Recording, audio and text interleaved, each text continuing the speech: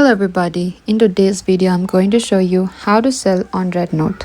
If you want to sell product on RedNote, the platform can be a great way to showcase your item and reach potential customers.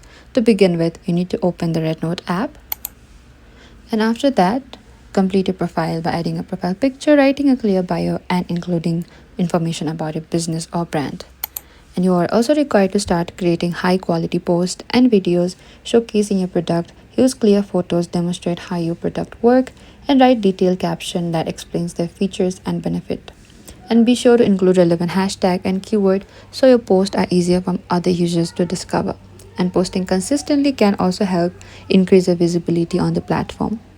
And you need to engage with the audience by replying to comments and messages promptly. And make sure you follow the RedNote's community guideline and seller policies. You can go to your three-line icon in the top left, and here you need to go to this community guideline, and here you need to read all these community guidelines here and sell policies to avoid any issues with the account listing. And that is it. That's how you can sell on RedNote.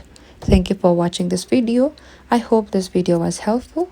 If you have any queries or confusion, please comment down below and we will reach out to you very soon.